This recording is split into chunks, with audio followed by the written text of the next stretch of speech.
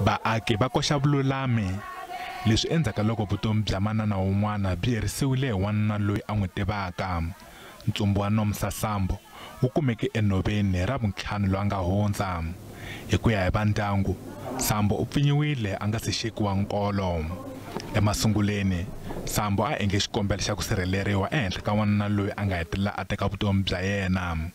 Va ndyangu na vona va lava vululami. Tanihi ndyangu hi titwa hi ri relieved ku va a kumekile muendli wa vubihi lebyi eka n'wana wa hina.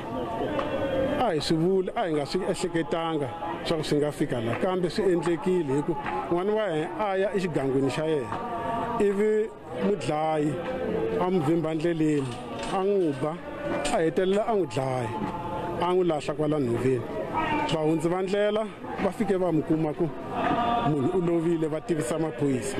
Maphorisa ma endle ntirho hi xihatla, ma ya koho ma ya n'wi teka, ma lava muendli, va kuma mukhomiwe la nga khomiwe.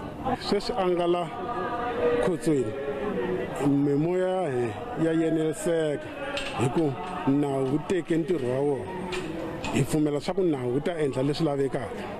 Swirho swa ndyangu va vula leswaku vamanana na vana va le khombyeni emugangeni wa ka vona. Tanihi vamanana hi tlhela hi va vatswari, a yi hi khomangi kahle hikuva vana va hehe na hi vamanana a yi safe esayitini ra vabava, more specially lava hi ngo i vanuna va hehe kumbe i ti-daddy father, a yi safe eka vona, se hava chava.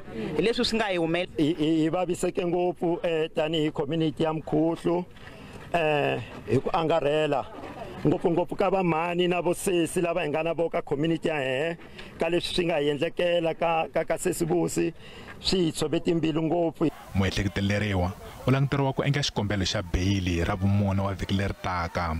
Nomsa Sambo u ta lahliwa mundzuku.